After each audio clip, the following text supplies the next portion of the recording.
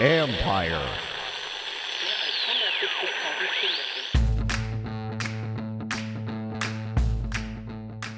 Hello and welcome to my podcast. Do me a favor, subscribe to the John Con Report wherever you get your podcast. If you're watching on YouTube, hit that like button, hit that subscribe button. You can find us there as part of Empire Media, AMPIRE. Always much appreciated when you tune in. Don't forget, you can read my work on ESPN.com. I'm going to have a story up, I guess, on Wednesday, I believe, because the draft is coming up on Thursday. But it's all about like, okay, they only have 5 picks in this draft. So how are they going to improve with their young guys? Well, you look at last year's class and who can elevate from there. Clearly, I'm not going to write about Jane Daniels that we already know. Mike Samuelstill, we know. Guy's going to start, right, et cetera. But there are a handful of other guys, including Jerzon Newton, or Johnny, if you want to call him Johnny, Brandon Coleman, Jordan McGee, and then Sinnott McCaffrey. So, and I think it's a really good class. I think there's still more like Tyler Owens and Dominique Hampton and Javonte Jean-Baptiste. I think they all can play a role, but I think those other guys can kind of really elevate this roster a little bit more if they come through. So anyway, that'll be on ESPN.com. There you go. During the draft, we'll be having all sorts of updates. Every time that Washington makes a pick, I'll have a pro and a con about the pick. Try to give you as much analysis as I can. So look for that throughout the entirety of the draft. And you can find information on every team because we're going to have a tracker for every single team. And there's going to be one-stop shopping for all your NFL draft needs and get the analysis all there. So, and see how it matches up with your own take on it. So anyway, and then also, I don't know if you saw an ESPN NFL Nation mock draft on ESPN2 today. I'll be talking about my pick in a few minutes as I get into my final thoughts going into the draft. But one or two more things. Like I did a roundtable with the other beat reporters that ran on Monday. So that was with Nikki, Sam, Ben, JP, Mitch Tischler. So give that a listen. Wanted to get their thoughts on what they would do and just kind of went around a good discussion with those guys. Love having them on. I will do that more often, or I'll do that whenever I can. And then I had Logan Paulson on Tuesday. I really enjoyed the discussion, as I always do with Logan. Please give that a listen. Some of it was like things that he has learned as the more he's gone along as basically in a scouting area. Like he's not scouting for the team per se, but he is scouting for the analysis for the Commanders on their team site and all that. But he's one of the smartest guys I know. So what he learns, I really pay attention to and how it shapes things for him. So anyways, give that one a listen to. And this will be the last podcast I do before the draft, and the next one will become after Washington's first round pick. If they make the pick, if they trade it, I'll still be doing one because then that will come out Friday morning, early Friday morning. You'll probably be asleep if they make a trade.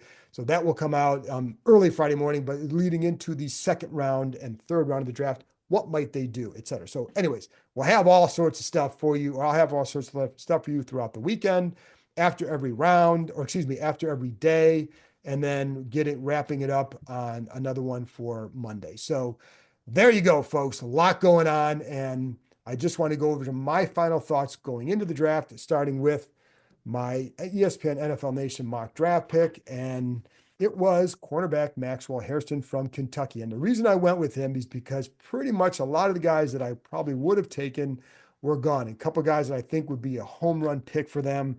One of which kind of surprises me because it's not a sexy pick, but perhaps the number one guy that if he was there, the guy I would have taken is Tyler Booker, the guard from Alabama, because the thought of getting an interior plug and play guy like that should, I think, excite anybody, despite, again, not a sexy pick, but man, would it solidify that front and give Washington as good a front as it's had in a long, long time, protecting your number one asset in Jane Daniels. It could improve the run game. The dude is strong. He's pulled. He ran a power scheme in Alabama. He definitely pulled at times. Is he the most nimble? I don't know that it's necessarily strength, but I don't think it's necessarily going to be a big time weakness from here. But man, the guy is strong, and I think he would be really good in a pass protection role as well. And I think they could use that from their interior. He played left guard at Alabama. My thought would be that's where you're going to put him. And if Nick Allegretti is your backup and your number 3 guard, you're in really good shape. And if Andrew Wiley is your backup swing tackle, you're in really good shape. And this would be the best group they've had in a long, long time. And it could be one that would be together for several years and really, again, protect your back. But anyways, that's why I would have picked Booker had he been there. Mike Green was another guy that I strongly would have considered because I know they are too. He visited, he was part of that Top Golf outing. So he has visited. They have met with him a number of times. I know some people weren't sure if they did. I had been told several days ago and that he actually had visited here. Clearly there's interest in him. And I know the allegations against him, and I'll get to some of those in a minute because it's is part of a discussion about the character angle of all these draft picks, right? And what matters and all that. Other guys that I would have strongly considered, Donovan Ezeroku, the defensive end from Boston College, another one, Emeka Egbuka. Those guys were all gone. Green, Booker, Egbuka, Ezeroku. A lot of guys were gone before. If you want to give it a read, you can see who all was gone. And the one guy I'd say I debated, but I'm not sold that this team will pick a running back in the first, maybe not even the second round. I'm not sold on that. And so if I had been sold on that, then I probably would have picked Travion Henderson because I think he's another plug and play type guy for them. I think you can put him in. He can help you automatically. Excelled in pass protection at Ohio State. He was good in the pass game. He is not just a third down back. So I think that would have helped them. I do think the number one thing for him is how will he hold up? Because early in his career there, he definitely dealt with a few injuries. They had Quinshon Judkins this year to rotate with him. I thought that really helped him. But I think in the 17 game NFL schedule, you're going to want that anyways. Like Jahmyr Gibbs is in Detroit, but you also have David Montgomery. I think, Saquon Barkley is a little bit of a unicorn in that area. They also have Gainwell, who I think does a nice job. We'll see how Barkley holds up again this year, but I think that's asking a lot for most running backs. So if they had a guy that you could rotate with him, Brian Robinson, you have Eckler, you have McNichols, then I think that would absolutely help. But he's a guy that I really like. I just am not sold that they will take a running back at 29. And again, maybe I do know they want to get one. They absolutely want to. My understanding is they definitely want to get a running back. Sometimes I say that and it's like, but if it doesn't break right, you're not going to get that guy. But I think this draft class is so deep that I'd be really surprised if they don't add a running back. But again, I like Travion, but because I'm not sold, and when I make this pick, it's supposed to be what I think they will do, not necessarily not what I would do. Although there have been times I veered off that, but I try to adhere to that this year. The one year I veered off it, so like the guy I would take was Koromoa, and they took Jamin Davis, and so the rest is history. Now, Koromoa has had injury problems. Anyways, that aside, but that's why I went with Hairston. And I do know, like, he was here, he visited. There's definite interest in him. Amos is another corner I considered. I would say, there's a lot I like about him.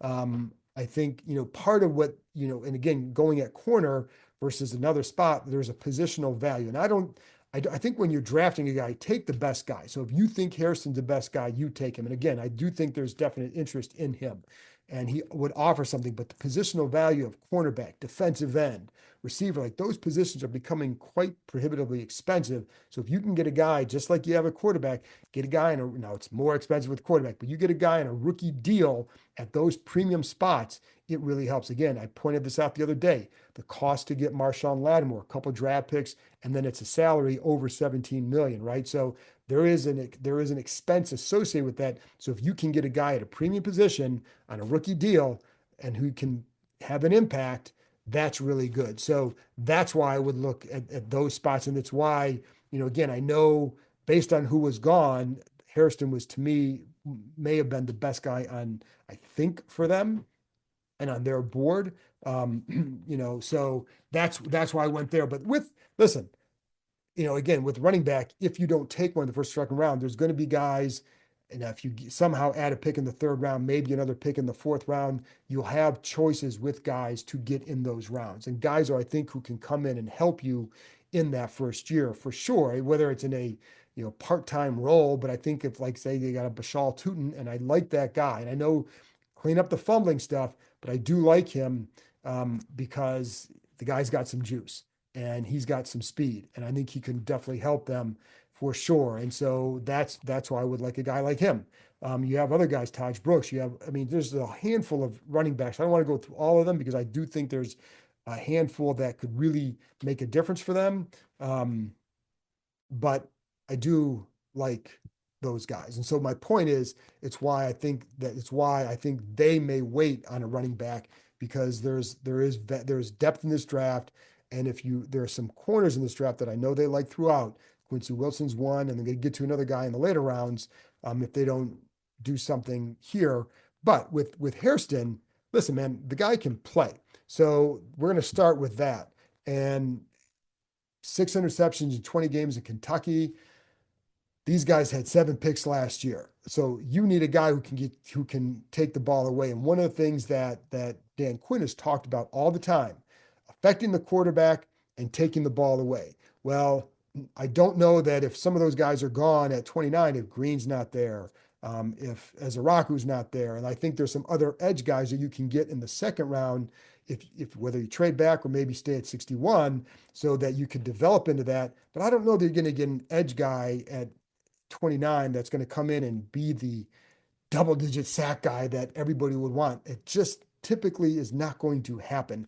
Even the top 5 guys typically do not come in and do that. They take a year or two because there's skill involved in rushing the passer. It's not just, oh, talent, go get them.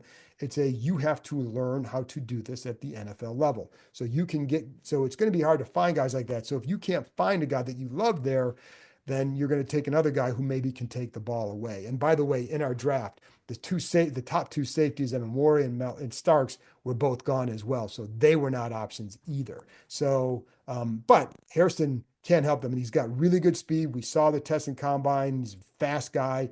Another trait they like in their corners is 1, take the ball away, 2, short area quickness. And he has that as well. Now, the one thing that showed on tape, I think I told you last week, there was a scout I talked to who felt like he's a tremendous competitor, really, really liked Hairston. And this is the guy who scouted him for another team, and really, really likes him, and felt like he was, again, tremendous competitor. Had a shoulder injury, and there were some tackling issues that showed up. And the wonder is, how much did that shoulder contribute to that? There were a couple times I saw him try to attempt to tackle. It looked like he was protecting something versus trying to just take the guy down. Other times I saw him have some tackle issues against Texas, for example, but I felt like sometimes there was too much cushion. So if you can get the guy to play up a little bit more, if you give a guy a couple yards in the NFL, they're going to make you miss. I don't care who you are.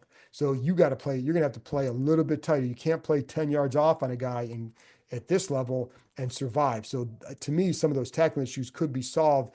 He doesn't have to be a pretty tackler. Get the guy down, compete. And I think that's the one thing that if he has that and he shows that and they like that, I think you could definitely help him. Now, one thing that would come into play here is he would be a 4th. They have 3 other corners that could be playing ahead of him right away. So would he come in right away and make an instant contribution? Well, that's debatable. Now, I think he would be used, because you're not going to draft a guy there and not use him.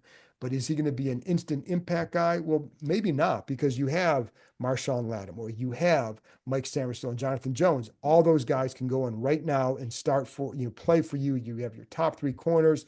You're in good shape with that group. What you don't have, though, is another true outside corner in case something happens to Lattimore. Or, now I guess if something happened like that, you have Samuelson, Jones, and you can put Igbenogany inside as well. So you do have some flexibility, but it would be nice to have another true outside corner that can play, not just in case Lattimore gets hurt, but just to give you someone else at that spot. You can use them in dime packages for sure, and they use a lot. They definitely would use some 4 cornerback groupings. So there is a way to use him for sure if that's the direction they wanted to go. But it's also the same reason with that depth I just talked about is why they could pass on a corner, because there are a couple later and late in the draft that they do like. And so if they went that direction, that could be why.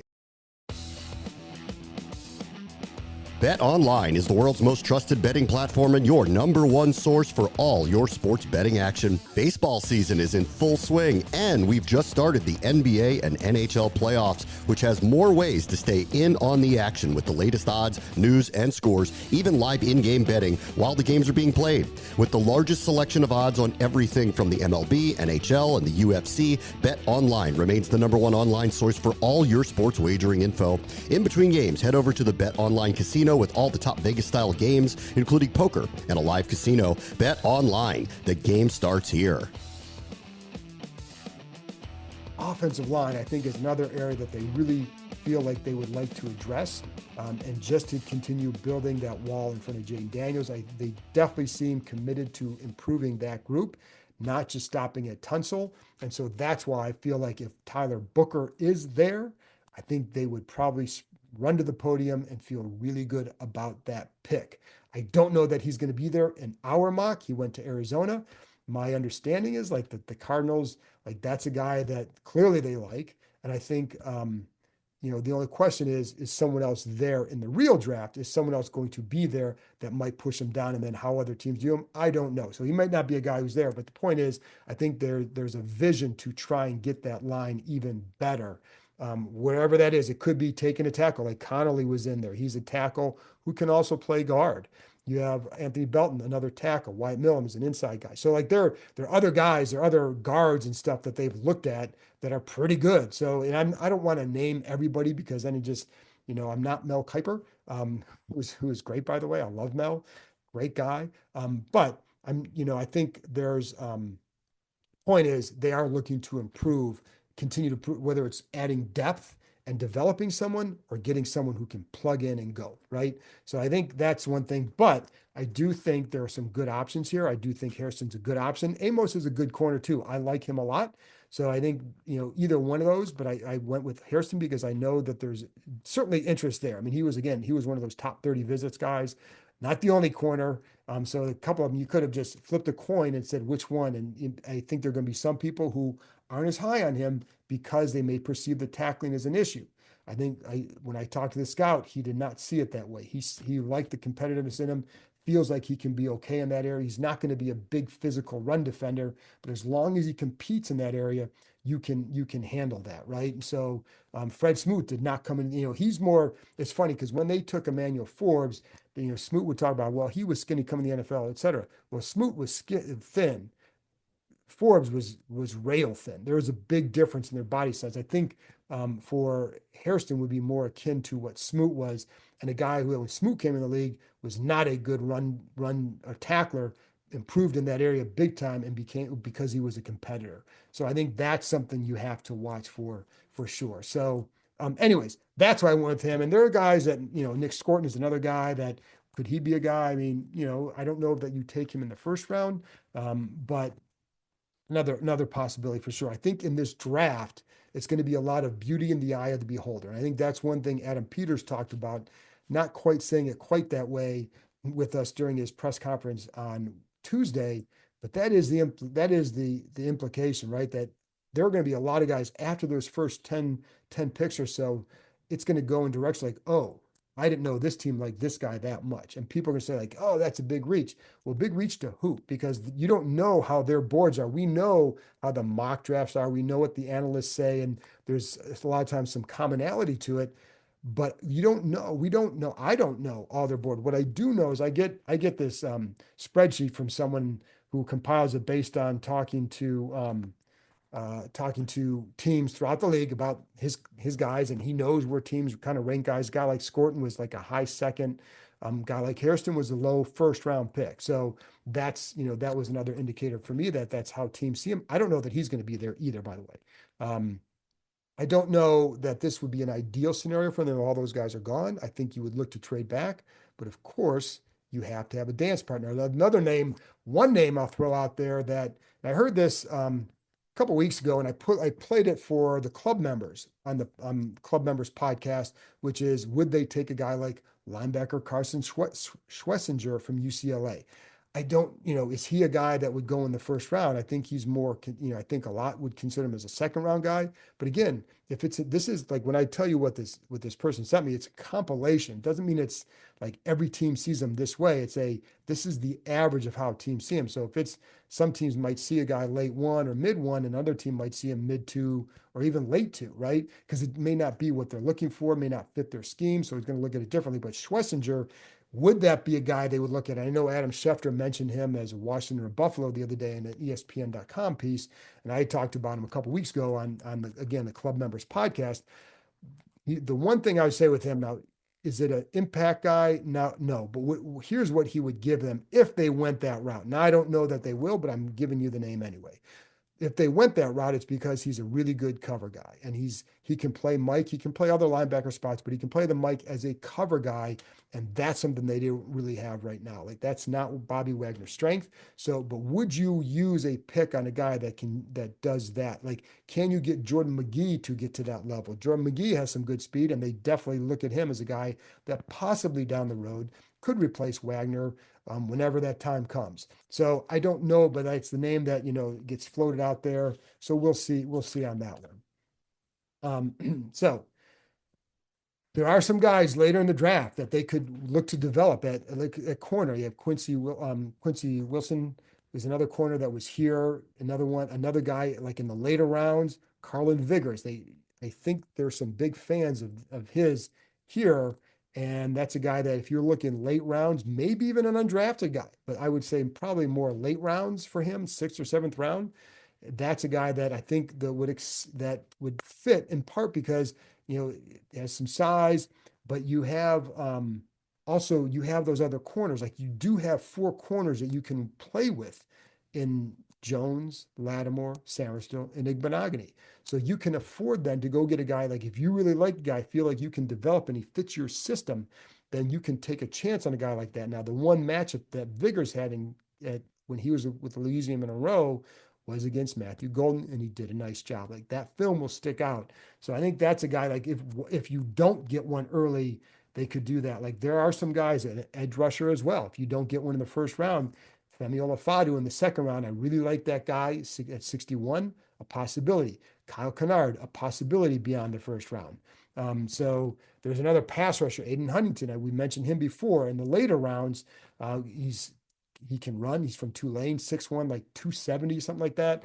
But he ran 11.4 100-yard dash in high school. Like you like guys like that to try and develop because again, like if you don't, I don't know that their pass rush is going to be any worse than it was last year when they had Dante Fowler. I'm not going to, if Dante Fowler had had that kind of an impact, there would have been a lot more teams coming to get him. And that didn't happen.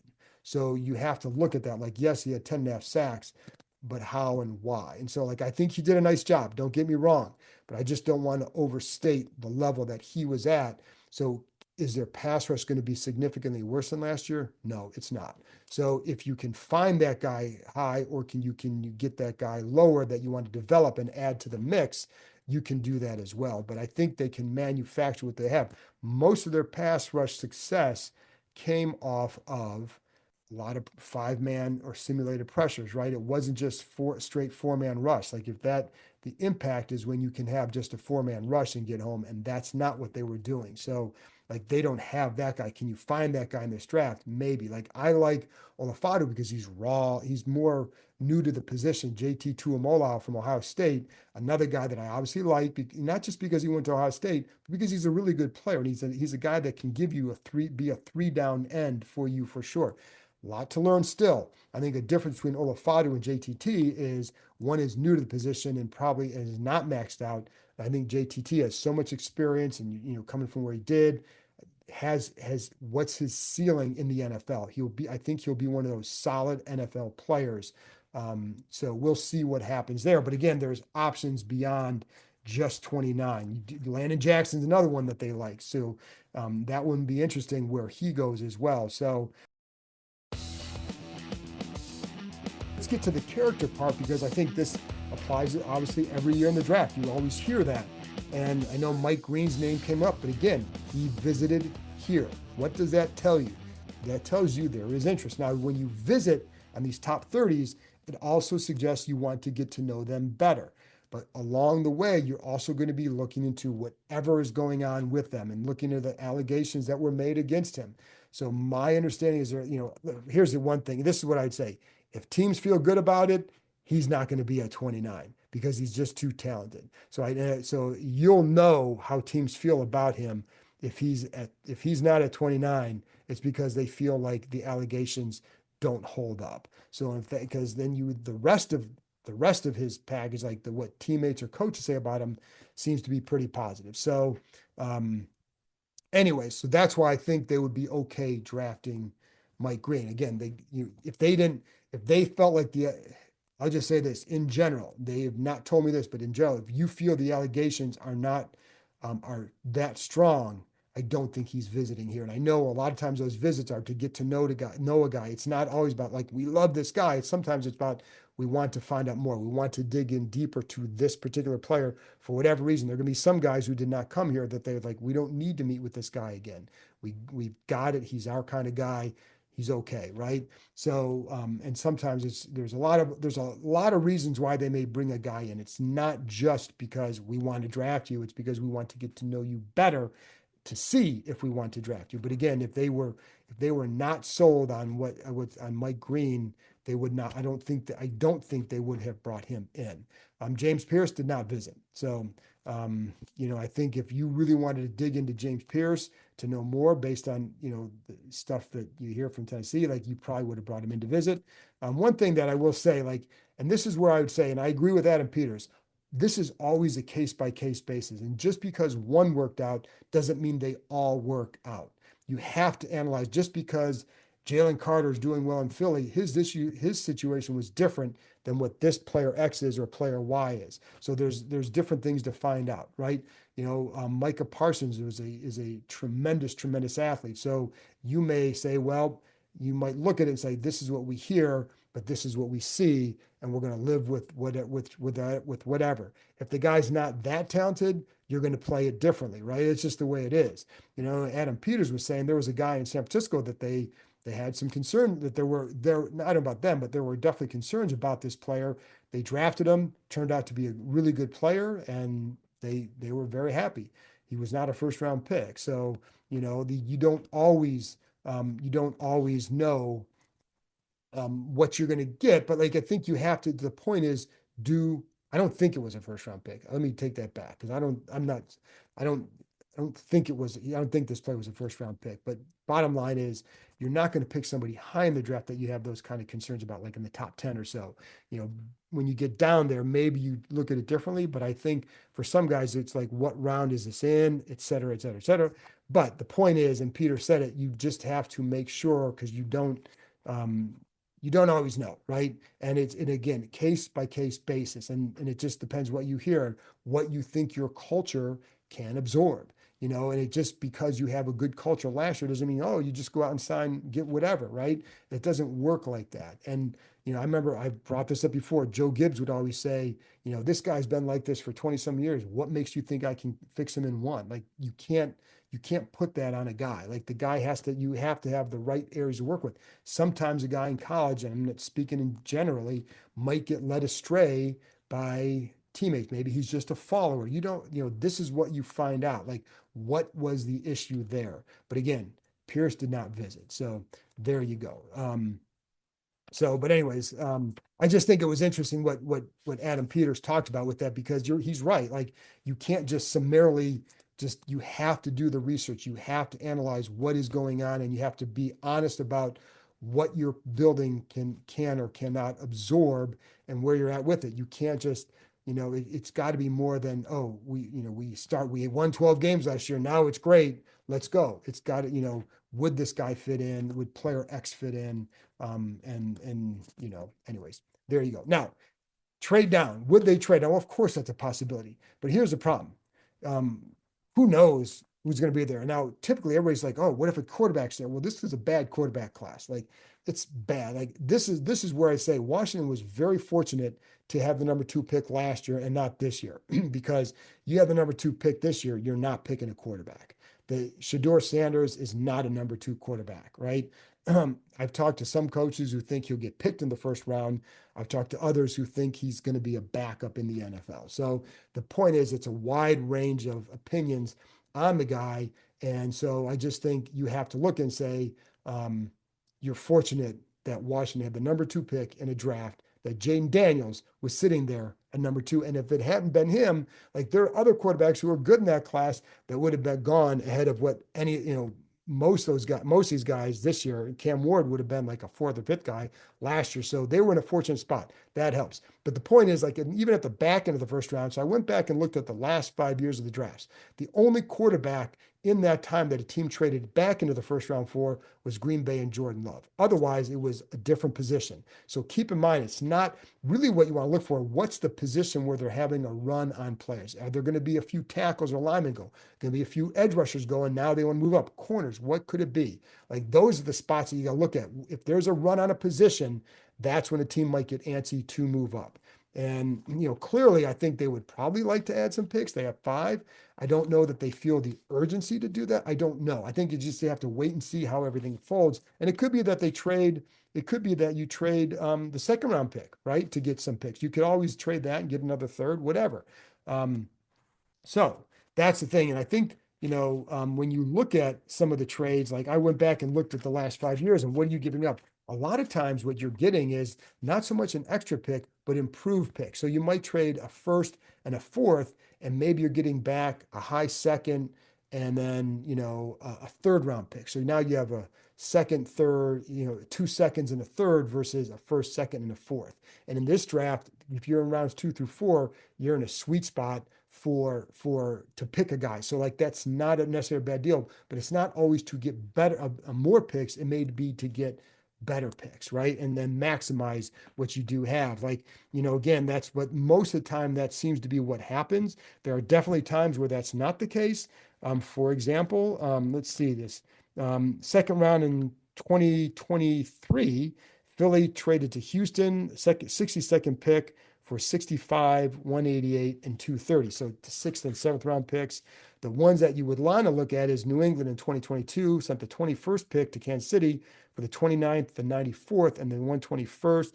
Tennessee to the Jets that same year, 26 and 101 for 35, 69, and 163. So in those cases, they're getting more. In 2020, New England to the Chargers, the 23rd pick for the 37th and 71st. Minnesota, San Francisco for the 25th for 31, 117, 176. So that would be something to certainly look at for them. But in other words, but the problem is who can make those kind of trades out? There aren't a lot of teams that can do that. So I was looking at it, Carolina has 2 in the 4th, but I don't, they don't really have, I don't look at them as realistic. Cleveland is the 33rd pick. They have 2 picks in the 3rd. They also have 1 in the 4th. So could they move up for a guy, move up, several spots to get a guy, right? That Jacksonville has the 36th pick. They also have 2 picks in the 3rd. Would they be interested in moving up? The Raiders have the 37th pick. They have 3 in the 6th round. The Patriots have the 38th pick, 2 in the 3rd, 2 in the 5th. So Tennessee has the 35th pick. They have 2 in the 4th, 2 in the 5th. Could you get one of those teams there? But I really don't think it's all that realistic that all those teams would be interested. Minnesota also wants to trade. They only have 4 picks, so they'd like to get something more for sure as well. So, anyways, just wanted to go down that part of it. And then an ideal situation to me, they get again plug and play. If Booker is there, I'd be ecstatic for them. I think that'd be really good. I like Azaraku. I like Mike Green. I think those would be good. I do like Hairston. I think those would be good. I love the Femi Olafadu from UCLA. Really would be a good pick because he's a chess piece. He can play inside. He's physical. He can rush, and I think he's developing there. Tootin, I think in the 4th round, if he's there, a lot of juice that he could add. Huntington, Vigors, late rounds, good picks. I think if you trade back, like I would, that's when I'd look at Henderson. I don't know that they would in the upper 2nd round, but you can still get, whether it's a corner, there's linemen there. I think that would be good if they can bolster that line. The areas that I say you need to address these, running back, edge, corner, and O-line, not necessarily in that order, but those are the spots I think you got to come away with. You can get a receiver if you add a pick, great. If not, I think you can live with that. If some people want a tight end, great. But I think the key is where do they feel Ben Sinnott is at in his development? If he feel he can play, if he's going to do something, then you don't need to go get that guy. But I think those other 4 spots are areas where you'd like to add something. And then, again, Huntington, big guy who can run. Eugene Asante, a linebacker late, another one to watch, got speed. So those are, you could add special teams help just through those picks alone. So anyways, I apologize. I'm starting to ramble again. Those are my final thoughts leading into the draft, giving you a lot of draft content this week, some longer shows. So I hope you enjoy those. You got a couple days now to digest it all. and we'll get ready for that draft on Thursday night. It's going to be a long wait. I'm going to have to drink a few cups of coffee to stay awake. It's going to be past my bedtime. And I hope I don't do what I do at home, which is fall asleep in the chair and ask my wife what happened in that show. So one other reminder here, folks, and I brought this up the other day, and I did have someone reach out to me, say, maybe I should phrase it like this, but if you're over a certain age, talk to your physician about getting a PSA test for prostate cancer. And, do me a favor, talk to your physician. Don't wait, have the conversation. And I know, there's, but that would be the number one step to do. And I asked you to get a PSA, but as someone else said, maybe you should ask them to talk to their physician first to see about that, because there are sometimes false positives, et cetera. Do me a favor, talk to your physician. This is something very near and dear to me right now. So I'm asking you, if a few of you do that and it helps you, that would really mean a lot to me. So anyways, that's my little spiel on that. That being said, I appreciate you guys tuning in to this point. I'll be back on Thursday night / Friday morning, wrapping up the first round of the draft for the Washington Commanders. Let's go. It's finally here. Time to get it started. I appreciate you tuning in, and I'll talk to you next time.